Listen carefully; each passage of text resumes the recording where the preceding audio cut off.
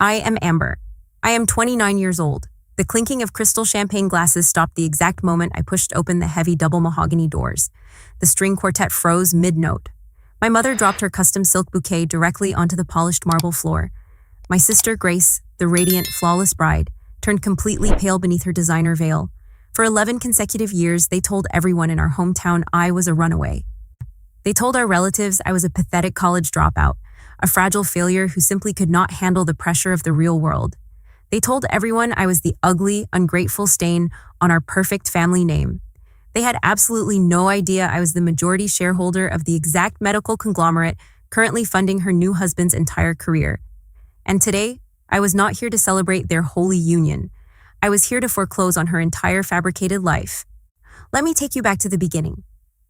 The story originates in a picturesque, ivy-covered house in Vermont.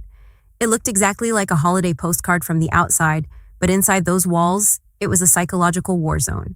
Grace was the undisputed golden child. She had the perfect grades, the perfect blonde hair, and the perfect, terrifying ability to manipulate my parents into giving her whatever she desired. I was the designated family scapegoat, the emotional punching bag. I remember the Thanksgiving of 2008. Grace had secretly taken my mother's expensive pearl necklace to wear to a high school party and lost it. When my mother noticed it was missing, Grace did not hesitate. She cried heavy, theatrical tears and swore she saw me hiding it in my bedroom drawer because I was jealous of her. My father grounded me for 3 straight months. He did not even search my room. Her word was the absolute law. If Grace failed a mathematics test, it was because my studying distracted her. If Grace crashed her car into a mailbox, it was because my negative energy stressed her out. I learned very early on to become completely invisible. I kept my head down. I worked 3 separate part-time jobs just to pay for my own basic winter clothes. I studied late into the night until my eyes physically bled. When the thick, beautiful acceptance letter from Stanford University arrived in the mail in 2010, as I genuinely thought it was my permanent ticket to freedom, I naively thought my parents would finally look at me with a single ounce of genuine pride. Instead, the moment I placed the letter on the dining table, Grace threw the most destructive, violent tantrum of her entire life. She screamed that it was unfair. She convinced my parents we could not afford it, despite the partial scholarship. She convinced them I would just fail out in the first semester and humiliate the family name on a national level. But her cruelty did not stop there. Grace convinced my parents to completely empty my carefully hidden college savings account, the account I had been putting my waitressing tips into since I was 14 years old. She told them she needed the money to pay for her luxury art history semester in Europe, on arguing that her networking opportunities were more important than my useless degree. When I finally confronted her in the hallway that night, she smiled a vicious, cold smile. Then she deliberately picked up my mother's favorite antique glass vase and smashed it directly against the hardwood floor. She screamed at the top of her lungs, fell to her knees, and blamed the entire violent incident on me. My father ran up the stairs, saw the shattered glass, saw his golden child crying, and made his decision. He grabbed me by my shirt collar, he dragged me to the front door and threw me out into the freezing December snow. I had nothing but a thin jacket, a black garbage bag holding 3 pairs of clothes, and exactly $75 in my pocket. He locked the deadbolt. He told me never to return. They did not hear from me again. They simply assumed I crawled into a dark gutter and disappeared into statistics. They never once bothered to call the police, hire an investigator, or check if I was even alive. But they severely underestimated me. Pure, unadulterated anger is a very powerful, very clean, burning fuel. I took out massive, suffocating student loans. I worked brutal overnight shifts at a greasy 24-hour diner in Palo Alto. I smelled like stale coffee, cheap bleach, and fried food for 4 straight years. I slept exactly 3 hours a night on a mattress I found on the street.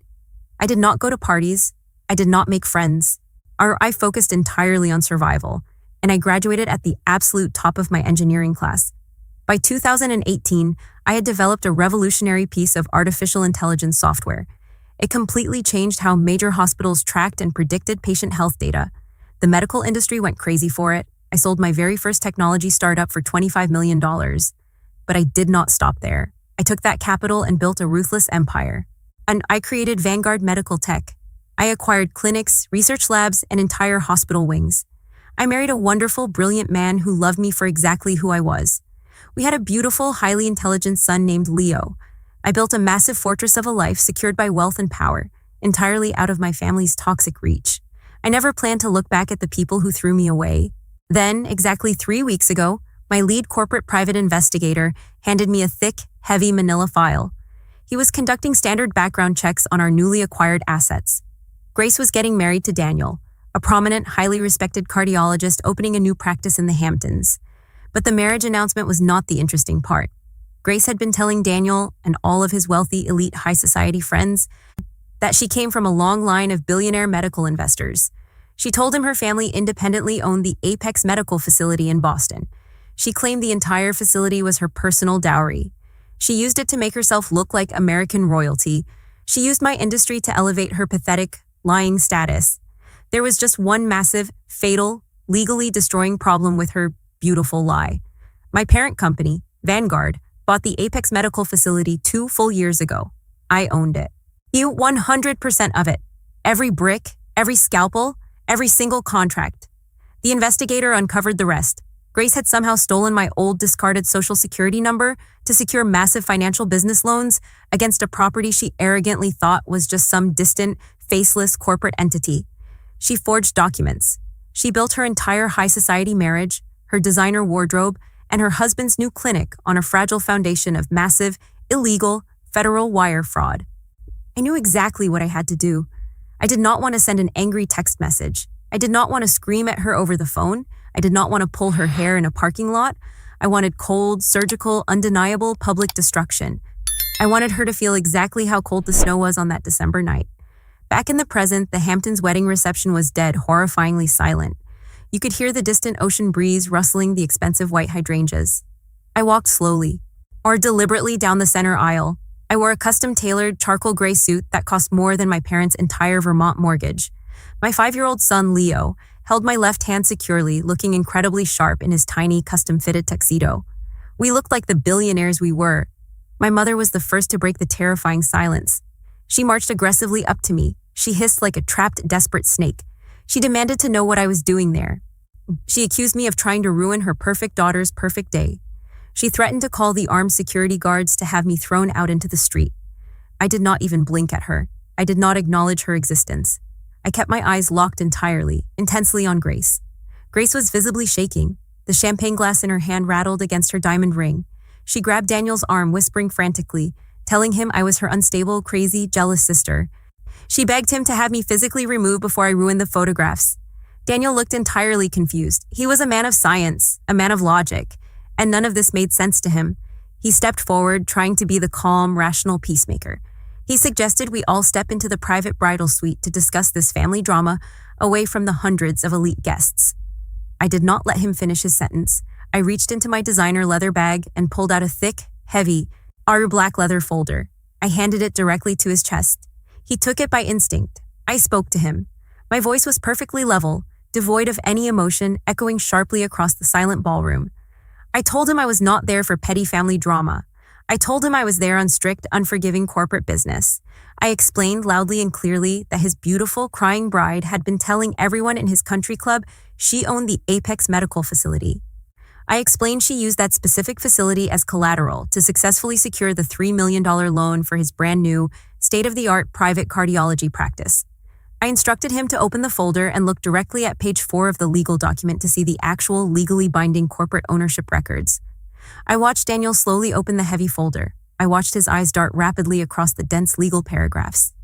I watched the realization hit him like a physical punch to the stomach. The color drained from his face, mirroring my mother's earlier absolute shock.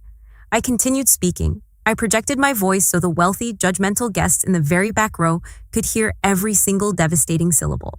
I revealed that Grace had also forged my signature to secure multiple personal credit lines over the last 5 consecutive years to fund her luxurious lifestyle. I announced my formal title as the founder and chief executive officer of Vanguard Medical Tech. I stated clearly, pointing a finger at the documents, that I owned Apex. I stated clearly that Grace owned absolutely nothing. She possessed nothing except $300,000 in severe credit card debt and a pending federal indictment for massive wire fraud. Grace finally snapped. She screamed at the top of her lungs, a harsh, ugly sound. She desperately told Daniel I was a jealous, psychotic liar who had dropped out of high school and was trying to extort them. I smiled. It was the coldest, most genuine, most terrifying smile I had ever given her in my entire life. I corrected her gently. I stated that I actually graduated with honors from Stanford University. I noted that she probably missed that milestone because she was too busy spending my stolen college fund drinking wine in Paris. My father finally stepped up. His face was bright red with uncontrollable, arrogant rage. He called me an ungrateful, disgusting brat. He demanded to know how I dared to step foot into his presence and disrespect his family. I turned slowly to the man who physically threw me into the winter snow 11 years ago. I looked him dead in the eyes. I told him I was there to serve formal legal notice. I informed him my ruthless legal team had filed the federal papers exactly 1 hour ago. I announced that Grace's bank accounts, her assets, her cars, whatever she had left, were officially frozen by the government.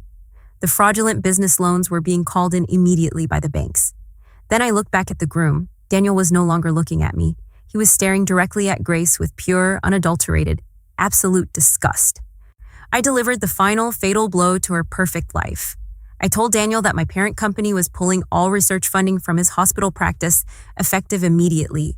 I told him his career was completely over, unless he wanted to stand before the state medical board tomorrow morning and explain exactly how he benefited from millions of dollars of criminally fraudulent collateral provided by his new wife. Daniel dropped the heavy black folder. The crisp white legal papers scattered across the polished marble floor, covering Grace's expensive shoes. He looked at Grace. His voice was trembling, barely a whisper. He asked her if all of it was true. Grace was sobbing uncontrollably now. Her perfect, incredibly expensive makeup was running down her face in dark, ugly streaks. She fell to her knees, reaching out for his jacket. She made pathetic, whining excuses about just wanting to be worthy of his high society world, or claiming she did it all for their future. He stepped back quickly, pulling his jacket away as if she were physically diseased. He did not yell. He did not curse. He simply did not say another word to her. He turned around, walked directly past the massive, melting swan ice sculpture, and walked straight out the front doors of his own extravagant wedding reception. My parents stood completely frozen, breathless and speechless.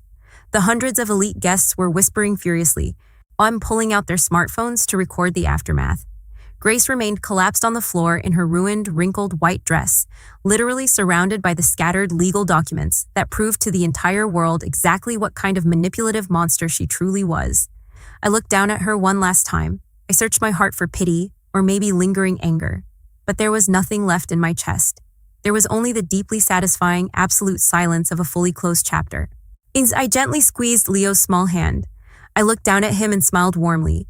I told him we had a private company jet waiting on the tarmac to take us back home to California. I turned my back on my former family and walked out exactly the way I came in. The heavy wooden doors closed behind me. The air outside smelled crisp, clean, and completely free of their poison. As the chauffeur opened the door to my waiting car, I realized the ultimate truth. I had not laid a single violent finger on my sister. I had not broken a single law. I simply handed her the match and comfortably watched her burn her own fraudulent world completely to the ground. If listening to this story made your blood boil and your heart race, hit that subscribe button right now. Have you ever had to cut toxic, narcissistic family members completely out of your life to find your own success? Tell me your survival story in the comments below. Izzy and I will pin the absolute best one to the top.